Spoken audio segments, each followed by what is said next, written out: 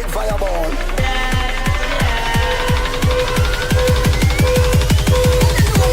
More fire.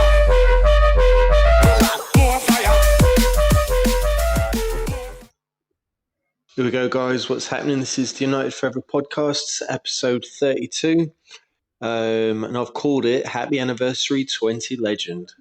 Speaking about legends, I'm with my legendary cousin. Cousin Adam, how are you? Not too bad, mate. So, Good. we have just witnessed a proper spanking of Leeds, mate. Fucking brilliant. Any afterthoughts? Mate, definitely. Yeah, I was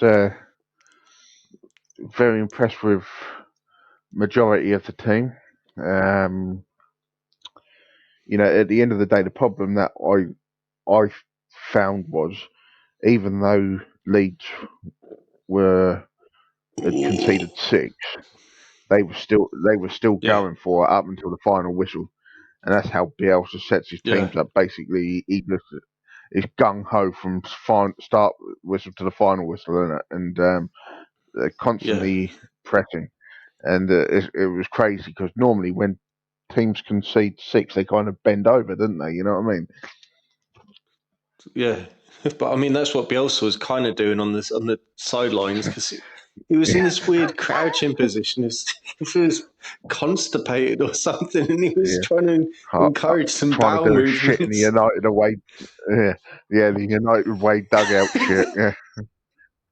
Now that's because he's got a bad back or something. That's basically apparently he's got like a really, really dodgy back, and that's why he has to sit on a. Basically, do you know the story? I don't know the story about his bad back, mate. You tell me about it. Well, I don't know the ins and outs, but do you know why he sits on that like thing that looks like a massive church bell? Basically, I can't remember what club it was, but he'd done his back in. I can't remember if it was a car accident or what, but basically, they have the ice buckets that are filled with like Gatorade or Lucozade and stuff like that. He couldn't stand up, so they flipped one of those over, and he sat on that. And since then, basically, they've given him his own bucket, but they've got like the club. The club badge on it and sponsorship and all sorts of shit on it. So he has his own like special seat to keep him in a certain position, and that's why he kind of always squats down like he's trying to like do a shit in a field. Mate, and apart from like being, I thought what was I going to say? So apart from it being like a massive defeat, the War of the Roses for him. Mate, I was going to say that basically, if you remember that Peaky Blinders episode when Alfie Solomons squares up with Tommy, and he's sort of hobbling around on his walking stick, and he's like, "Fucking hell, mate! It's that time of year. Fucking the old sciatica, the old winter solstice sort of doesn't do any good, So tomorrow is only the winter solstice." So I reckon that might be another cause for his bad back. But mate, ignoring his back and his weird squatting positions, I think this week's been positive. And talking about Ollie's sort of reign, he inherited a club in a woeful state. Mourinho was just a toxic bastard. Like, he has a tradition of leaving in a toxic way, and losing his dressing room and the board and even the fans, So Ollie had a huge job. I think he did quite a good psychological fix. So when he finished the rest of his half season, he had to make some changes. The autumn was pretty bad. But really, once he got a worldie signing, Bruno Fernandes, come February, mate, we went on a fucking run and a half. So definitely, I think this manager we got, has a strong connection with a good part of the fan base. Yep. And I think, 100%. he's going to take us to right places. What about you, mate? Oh yeah, I definitely agree. I think the problem is like he gets so much shit still, and like today I was on social media. Even though we won 6-2, there were Yeah. still people going, "Oh, he's absolute waste of space. He's a useless manager." And I'm Yeah. thinking, what has this bloke got to do? To basically get respect, 95% of the fan base behind him, because I think one of the comments was like another massive defensive change again, and I replied with, "What you call a very defensive change, replacing one left back with another left back? That's not a massive defensive change. That is one player." Do you know what I mean? Exactly. Yeah. Um, And and I I haven't had mean, any response. So we've got another they're probably match in the coming up corner in masturbating. a few days. And we've somehow got to rotate the players, And Yeah. Ollie did say that Shaw didn't really train properly the past couple of days because of an illness or whatever, mini Rona Right. boner. But I reckon Or that dodgy burger. he thought he wants to keep Tellez on his feet. Fucking hell. Mad cow burger. The doner kebab that went wrong.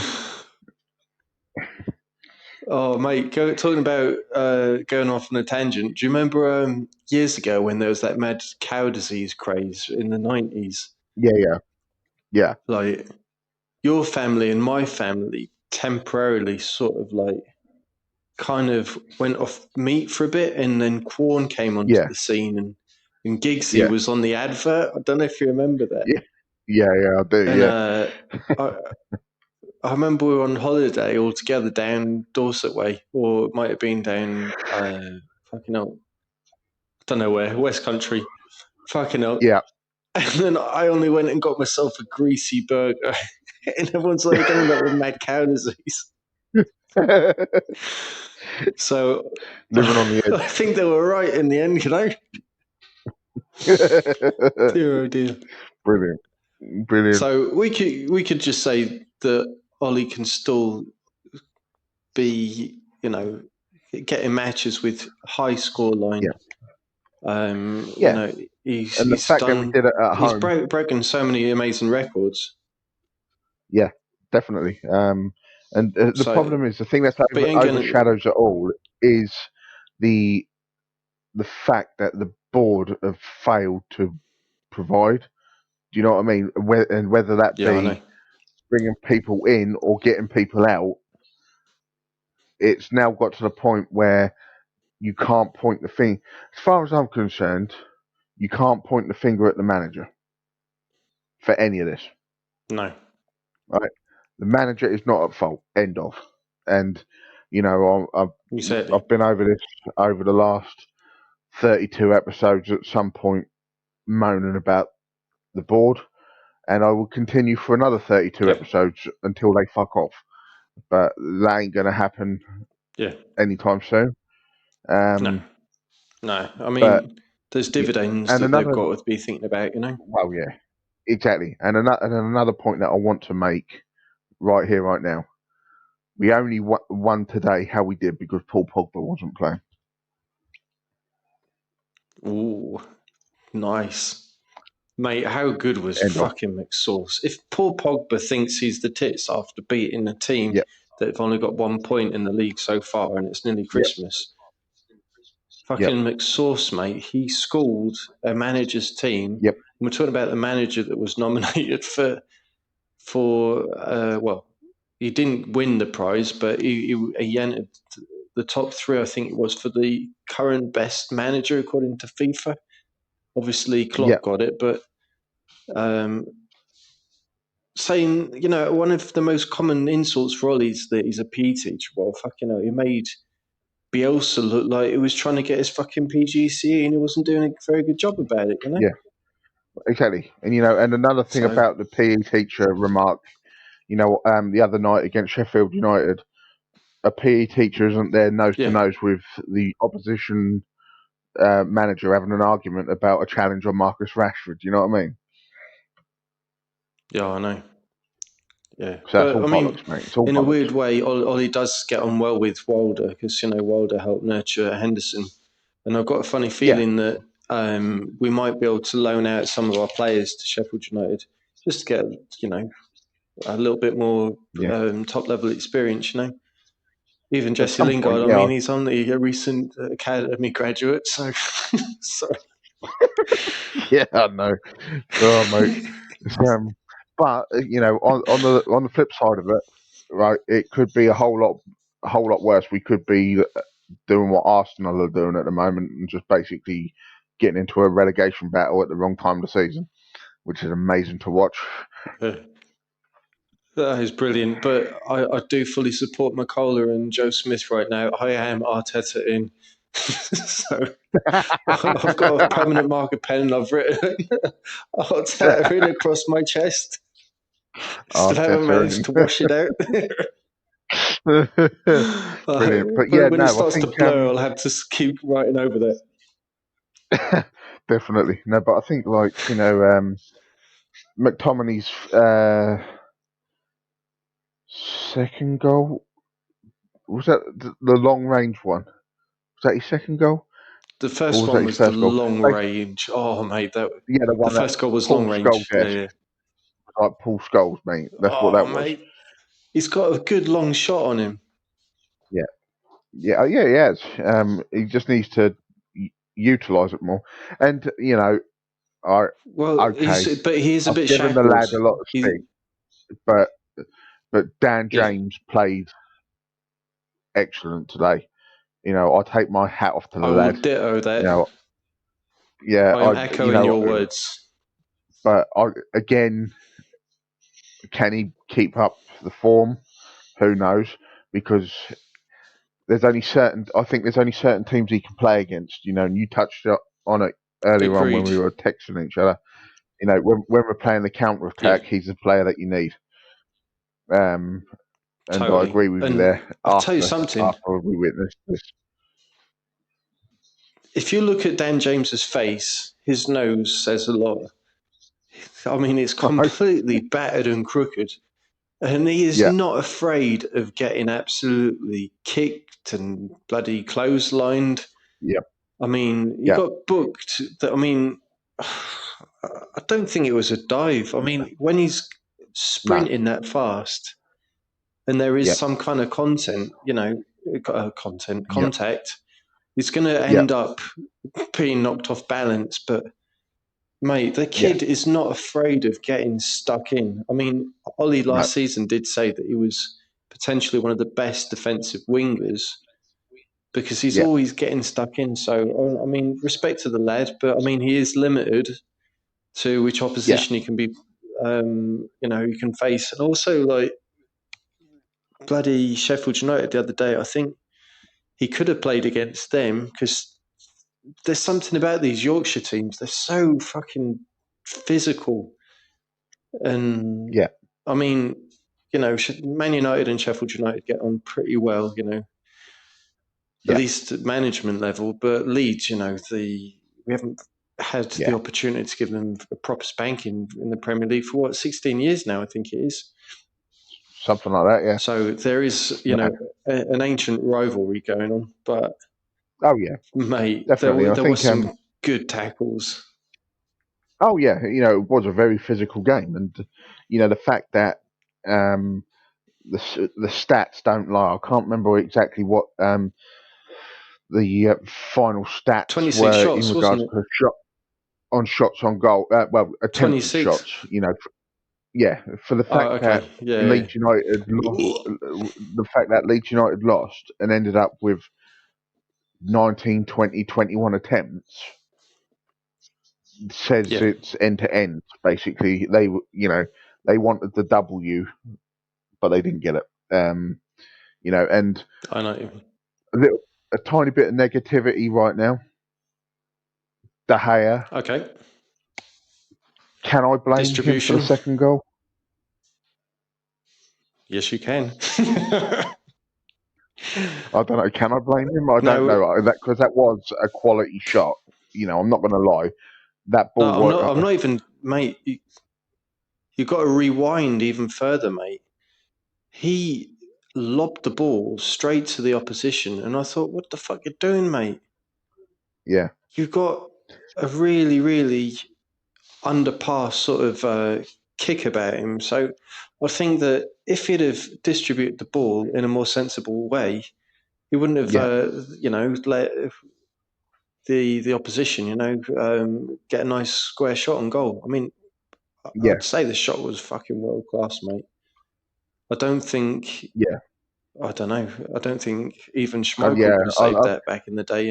No, I think it'd be unfair to me to say that another world class goalkeeper could have got hold of that, because I don't think they could have. But it's the lead up to that, isn't it? Do you see what I'm saying? Again. No, totally, mate. And also they had a goal disallowed. Bamford was offside, wasn't he? Again, Yeah, he was. He should have got that. But he didn't. That went in. Yeah. Albeit it was offside, but that's still not the point. Yeah. I think someone who does deserve some praise, mate, lately is the Iceman, because the other night against Sheffield United, his pass was so bloody perfect, straight up to Rashford, one touch, bang, goal. And today, mate, his positioning was very good, and he seemed very confident with the ball to feet, and he scored a lovely goal as well. A nice flick on by Tony Marshall, straight to him. Yep.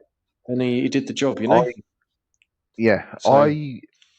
that'll be good for morale. Semi-agree with you on that. I semi-agree with you on Lindelof, but okay, I can't fully agree with it, because there were parts at the beginning of today's game where he was a tiny bit shaky. There was bits where he was kind of like, and I'm like, we're not. My first thoughts were, oh fuck, we're going to concede in the first 10 minutes again, which we didn't, which was nice. But I just the defense seemed. I don't know what it. Tell me if I'm wrong here, but I can't really put my finger on it exactly. But whenever or in it, we line up,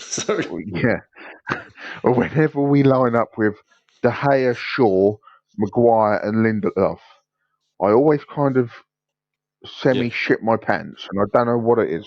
I can't quite work it out. But when we line up Shaw with was De Gea, emulating Telles, Ashley Young today. Yeah, but I just think he was hungry, if I'm honest. He wanted the game to get over and get down to the cafe. I don't know. Did you see those? I mean, Shaw had moments of brilliance and moments of like, fuck me, you pass me a fucking baby white right now, because I think I've literally pooed my pants a little bit there. But fucking hell, he was doing like complicated things and like passing the ball across goal for the opposition to have a free shot. And I was thinking, mate, go back to Sunday League, just bloody fucking kick the ball up to Rose Ed. That would be the sensible thing to do, Yep, exactly. But and tell us, that mate. is my problem.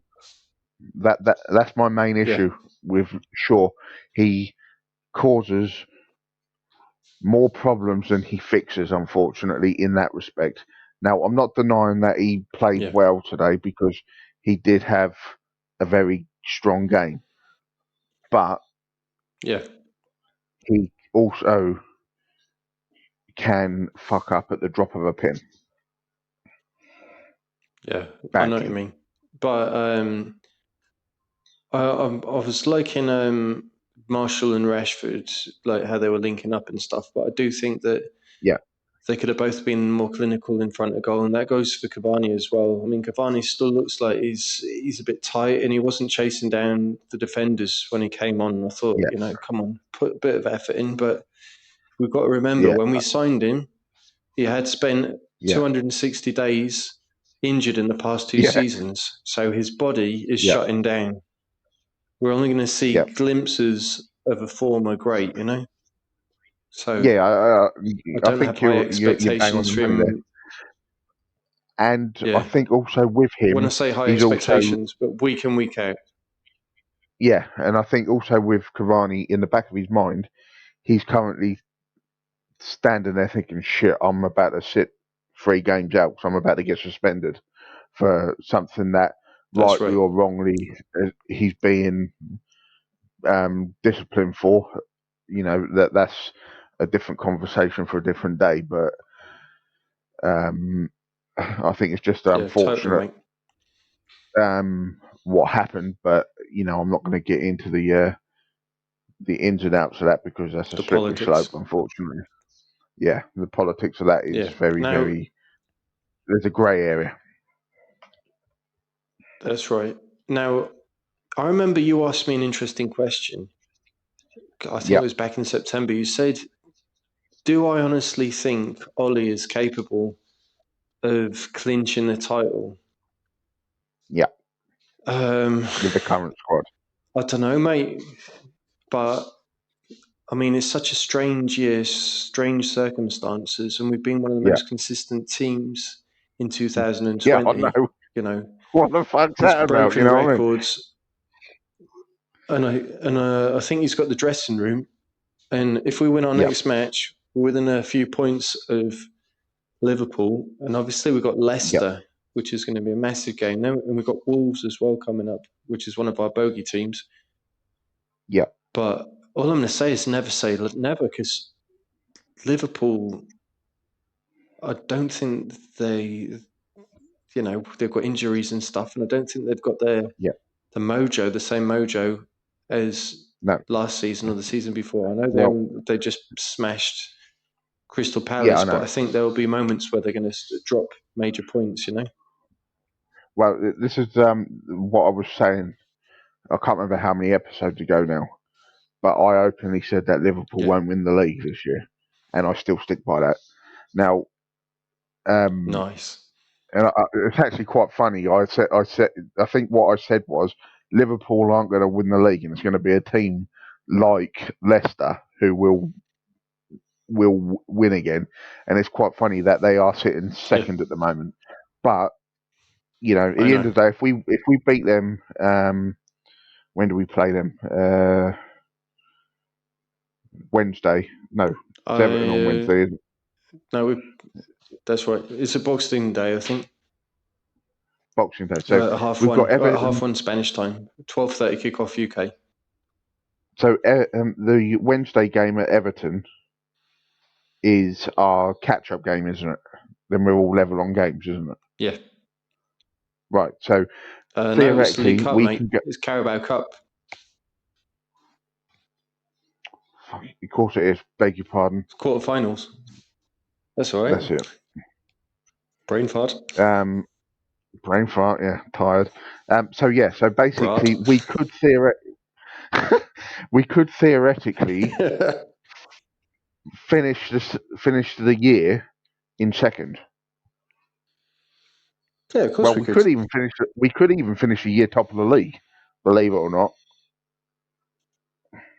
Yeah, if Liverpool drop points. Yeah. Anything can happen, you know. I mean, the Premier League's the craziest league around the world at the minute, you know. It's fucking mental. Yeah. I mean, it's beautiful. There's so much competition. Yeah. But I'm just trying to look. Have you got any to sort of like go towards a nice happy ending for the episode, mate? I'm going to ask you, what are your highlights or favourite moments of Ollie's reign in his, 2-year tenure at the club, or as a manager, I mean? Yeah. Well, obviously, if you speak to most people, they will automatically go to the winning PSG in his first few games in charge, I think it was, when Rashford scored. Yeah, so that's always something good to look back on. the fact that he hasn't lost the dressing room with all the shit that's gone on, and I mean, there's been some proper dirty shit going on. Do you know what I mean? Totally, and he mate. hasn't lost the dressing room. He's given given his backroom staff a lot of freedom, and some may say that isn't very sensible, but then others, including myself, that gives you an added opportunity, because whereas sometimes managers basically go along the idea of I'm the manager, what I say goes, which isn't always correct. No, it's more So democratic. yeah, exactly. And I think what I'm trying to say is, I know I'm beating around the bush because I'm fucking knackered, but what I'm trying to say is basically, Swollen testicle.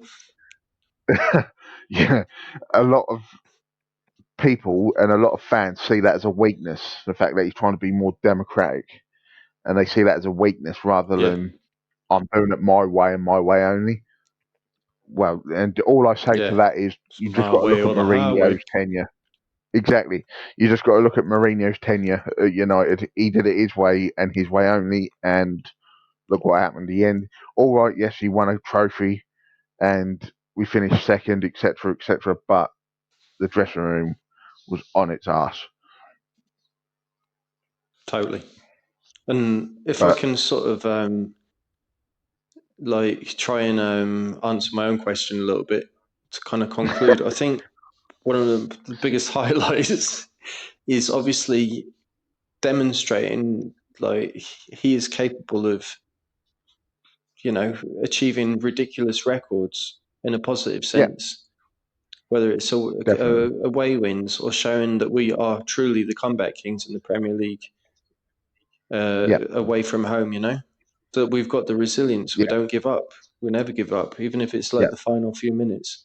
Even when the referee has blown his whistle 3 times for the end of the match, we still somehow managed to get a penalty score and win,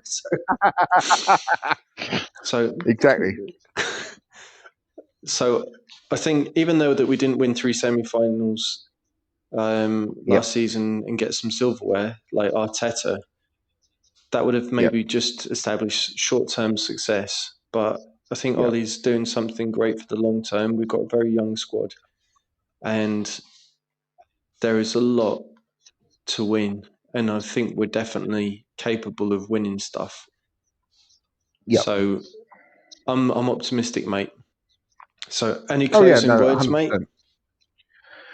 100%. Yeah, Maguire's still a twat.